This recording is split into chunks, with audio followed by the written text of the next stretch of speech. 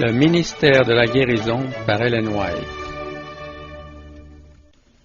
Chapitre 10 du secours dans la tentation.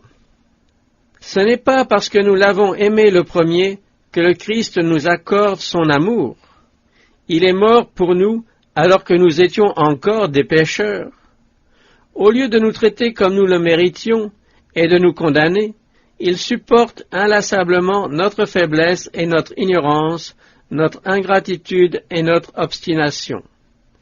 Malgré nos erreurs, la dureté de notre cœur, notre négligence envers sa parole, sa main secourable nous est toujours tendue. La grâce est un attribut divin, manifesté en faveur d'êtres qui ne la méritent pas. Elle nous est parvenue sans que nous la recherchions. Dieu se plaît à la répandre sur nous, non parce que nous en sommes dignes, mais précisément parce que nous en sommes indignes. Notre seul droit est notre urgent besoin. Par Jésus-Christ, le Dieu du ciel ne cesse de tendre la main à ceux qui sont tombés. Il veut les recevoir tous, il les accueille avec bonté. Sa gloire est de pardonner aux plus grands pécheurs. Il ravit aux puissants sa proie, il délivre le captif, il arrache au feu le brandon qui fume encore. La chaîne d'or de sa grâce plonge au fond du gouffre de la misère humaine et en retire l'âme avilie par le péché. Tout être humain est l'objet de l'amour de celui qui donna sa vie pour le ramener à Dieu. Tel un berger qui prend soin de son troupeau, il entoure de sa sollicitude les âmes coupables, exposées à la mort par les séductions sataniques. L'exemple du Sauveur montre comment il faut agir envers ceux qui ont succombé à la tentation. Efforçons-nous de leur témoigner le même intérêt, la même tendresse, la même patience. Comme je vous ai aimé, a-t-il dit, vous aussi aimez-vous les uns les autres. Si le Christ habite en nous, nous manifesterons son amour désintéressé envers tous ceux que nous approcherons.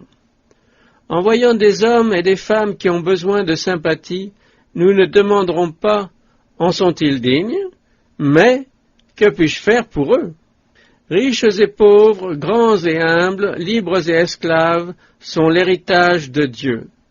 Celui qui donna sa vie pour racheter les êtres humains les évalue à un prix inestimable. C'est par le mystère et la gloire de la croix du Calvaire que nous pouvons comprendre son amour. Nous nous rendons compte alors que, quelque avilis qu'ils soient, ils ont trop coûté pour être traités avec froideur ou avec mépris. Nous comprenons la nécessité de travailler pour nos semblables, afin qu'ils puissent être élevés vers le trône de Dieu.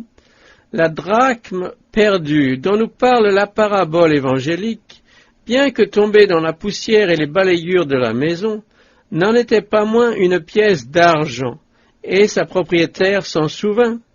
Ainsi, toute âme, quelque dégradée qu'elle soit, est précieuse aux yeux du Seigneur.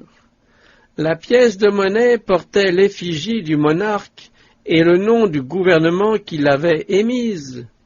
L'homme portait lui aussi, lorsqu'il fut créé, l'image de Dieu. Bien que celle-ci ait été oblitérée par le péché, on en voit encore les traces.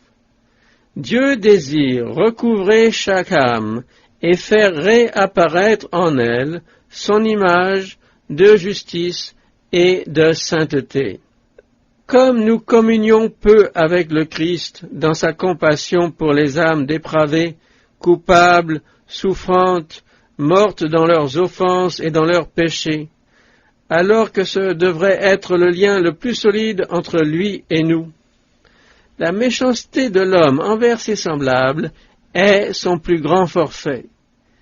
Il en est beaucoup qui prétendent représenter la justice de Dieu et qui sont loin de manifester sa tendresse et son grand amour. Il arrive aussi que ceux envers lesquels il se montre si sévère sont accueillis par la tentation. Satan lutte avec ces âmes et des paroles dures et méchantes les découragent au point d'en faire la proie facile du tentateur. C'est une œuvre très délicate que la cure d'âme. Seul celui qui peut lire dans les cœurs sait comment amener les hommes à la repentance. Lui seul nous donnera la sagesse de conduire au pied de la croix ceux qui sont perdus. Si dans votre orgueil il vous arrive de dire « Je suis plus saint que toi », quelle que soit la logique de votre raisonnement ou la véracité de vos paroles, vous ne toucherez jamais le cœur de votre interlocuteur. Il n'y a que l'amour du Christ, manifesté dans les paroles et dans les actes, qui puisse opérer ce miracle. Les préceptes ou les arguments n'aboutiraient à rien. Montrons plus de sympathie chrétienne, non seulement envers les hommes qui nous semblent irréprochables, mais encore envers ceux qui souffrent, luttent, tombent souvent dans le péché et se repentent, qui succombent à la tentation et se découragent.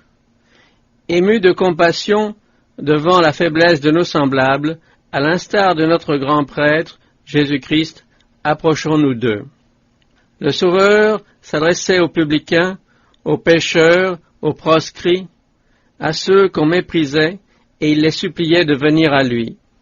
Les seuls qui n'avaient pas son approbation étaient les propres justes, qui, se tenant orgueilleusement à l'écart, considéraient les autres avec mépris. Le Christ leur envoyait ce message, « Va dans les chemins et le long des haies, et ceux que tu trouveras, contrains-les d'entrer, afin que ma maison soit remplie. » Pour obéir à cet ordre, allons vers les païens, qui nous côtoient comme vers ceux qui sont au loin. Il faut faire entendre aux publicains et aux péagers cette invitation du Sauveur. Celle-ci, grâce à la bonté et à la persévérance des messagers chrétiens, sera une puissance pour relever ceux qui ont le plus profondément sombré dans l'abîme du péché.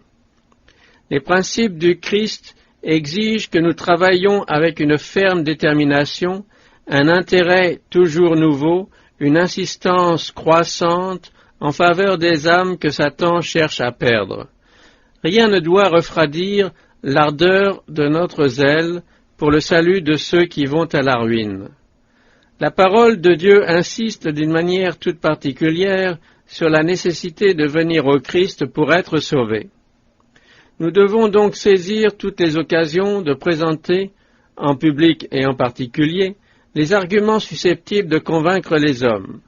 Supplions-les de regarder à Jésus et d'accepter sa vie de renoncement et de sacrifice. Montrons-leur que nous nous attendons qu'ils réjouissent le cœur du Christ en utilisant chacun des dons qu'il leur a confiés pour l'honneur de son nom. Sauvés en espérance. C'est en espérance que nous sommes sauvés. Il faut faire comprendre à tous ceux qui sont tombés qu'il n'est pas trop tard pour se repentir. Le Christ honorait l'homme de sa confiance et le mettait ainsi dans l'obligation d'être fidèle à sa parole. Il avait de la considération même pour les plus bas tombés. La haine, la dépravation, l'impureté étaient pour lui un sujet continuel de souffrance. Mais il ne laissait jamais échapper une parole qui aurait pu montrer que sa sensibilité était choquée ou ses goûts offensés. Quelle que fût la ténacité des préjugés, les mauvaises habitudes ou les passions dominantes des êtres qui l'entouraient, il les recevait avec pitié et avec tendresse. Animés de son esprit, nous considérerons tous les hommes comme nos frères, ayant les mêmes tentations et les mêmes épreuves que nous, tombant et essayant de se relever, luttant contre le découragement et les difficultés, avides d'aide et de sympathie. Alors nous nous approcherons d'eux en prenant garde de ne jamais les décourager ni les repousser, mais en nous efforçant d'éveiller l'espoir dans leur cœur. Ainsi pourront-ils dire avec confiance « Ne te réjouis pas à mon sujet, mon ennemi, Car si je suis tombé, je me relèverai. Si je suis assis dans les ténèbres, l'Éternel sera ma lumière. Il défendra ma cause et me fera droit. Il me conduira à la lumière, et je contemplerai sa justice. Du lieu de sa demeure, Dieu observe tous les habitants de la terre, lui qui forme leur cœur à tous.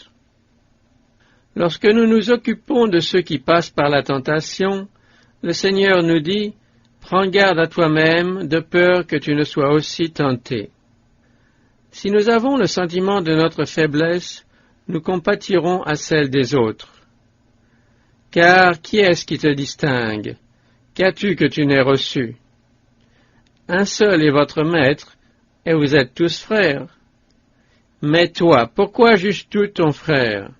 Ou toi, pourquoi méprises-tu ton frère? Ne nous jugeons donc plus les uns les autres, mais pensez plutôt à ne rien faire qui soit pour votre frère une pierre d'achoppement ou une occasion de chute. Il est toujours humiliant d'être repris. Que nul n'ajoute encore à la répréhension l'amertume d'une censure inutile. Le blâme n'a jamais corrigé personne. Il a au contraire endurci bien des cœurs en les empêchant de reconnaître la faute commise. Des dispositions affectueuses, une attitude aimable et bienveillante peuvent sauver le pécheur et couvrir une multitude de péchés. L'apôtre Paul jugeait nécessaire de censurer le mal, mais que de soin ne prenait-il pas pour montrer qu'il aimait les pécheurs? Avec quelle sollicitude il donnait les raisons de ses réprimandes. Il faisait comprendre à quel point il souffrait d'être contraint d'attrister. Il montrait de la confiance et de la sympathie à ceux qui luttaient pour obtenir la victoire.